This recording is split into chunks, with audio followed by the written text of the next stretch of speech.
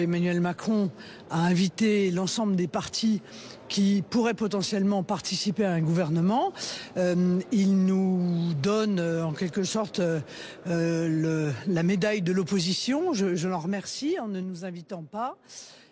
Et voilà, et on verra bien si tout ce beau monde, ce parti unique que j'ai dénoncé dès les élections législatives, arrive à se mettre d'accord. Jordan Bardella a dénoncé ce matin une arrogance, un mépris de la part du chef de l'État. Vous n'avez pas les mêmes propos. Oui, il y a une forme de mépris.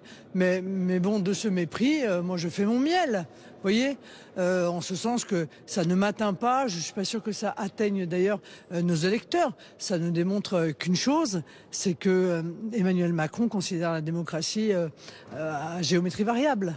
Tenir un pacte de non-censure allant de la gauche aux Républicains. Est-ce que vous craignez de perdre votre pouvoir de vie ou de mort sur le futur Premier ministre? Le président de la République, qui est garant des institutions, devrait se rappeler que le mandat impératif est interdit. Vous souhaiteriez être reçu à l'Élysée? Vous réclamez d'être reçu à l'Élysée? Mais non, parce que être reçu à l'Élysée, pour faire quoi? Pour me proposer d'être dans un gouvernement? La réponse est non. Le président de la République le sait.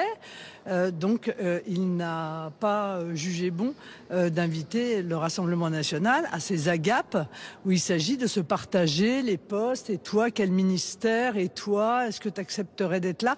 Voilà, nous sommes dans l'opposition et j'ai envie de vous dire, après cet après-midi, nous sommes la seule opposition. Mais comment sortir de cette situation avec une assemblée divisée en trois?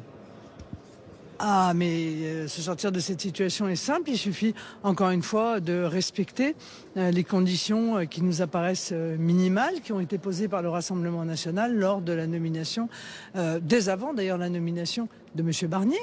C'est-à-dire un Premier ministre qui respecte l'ensemble des forces politiques de l'Assemblée nationale et qui construit un budget en tenant compte des lignes rouges, des forces politiques qui pèsent au sein de l'Assemblée nationale. Je crois que la feuille de route est relativement claire. Il ne me semble pas qu'elle puisse être aussi contradictoire que ce que l'on cherche à faire croire. Voilà, parce que dans la protection du pouvoir d'achat, dans le fait de ne pas augmenter inconsidérément les impôts, dans le fait de ne pas s'attaquer aux malades, de ne pas s'attaquer aux retraités, moi je vous dis qu'il y a une majorité à l'Assemblée nationale pour refuser, encore une fois, de taper sur le pouvoir d'achat des Français. Donc il suffit que le Premier ministre tienne compte de majorité à l'Assemblée nationale et il pourra construire un budget qui sera plus juste que celui qui avait été envisagé par M. Barnier. Au déficit. Pourquoi?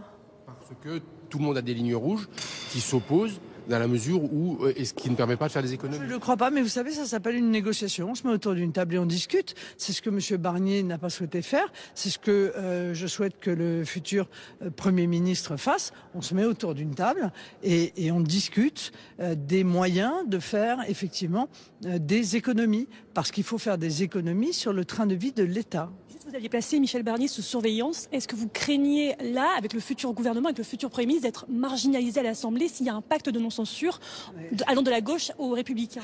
Est-ce que vous pourriez juste attendre 2-3 jours pour voir exploser cette belle entente? Vous voyez, parce qu'il faut être un peu patient parfois, car je ne suis pas du tout sûr que ce gouvernement de ce parti unique arrive véritablement à se mettre sur pied. Vous n'y croyez pas? Ça, c'est un peu ça, c'est le parti unique, version 2024. Sur la Syrie, est-ce que vous saluez la chute de Bachar el-Assad? Est-ce que vous craignez des arrivées de potentiels terroristes en France, des réfugiés? Oui, d'abord, si vous voulez, je suis horrifié que le peuple syrien ait le choix, en gros, entre Bachar el-Assad et les djihadistes, quoi. Je trouve qu'en fait, c'est ça qui est terrible. C'est que à un très mauvais dirigeant, on va substituer des gens dont a priori je considère qu'ils sont des gens dangereux. pour les libertés individuelles, pour la liberté de la femme, pour la démocratie, pour la liberté d'expression. Voilà. Donc c'est ça qui est terrible. Et je suis un peu étonné de voir le Quai d'Orsay se réjouir de manière, à mon avis, déplacée de l'arrivée au pouvoir des djihadistes, alors que nous avons quand même quelques exemples par le passé qui nous permettent de voir que l'arrivée au pouvoir des djihadistes n'a jamais été synonyme de mieux pour les peuples. Donc voilà, je reste évidemment prudente, d'autant qu'il y a dans ces événements toute une série de nations qui ont des intérêts.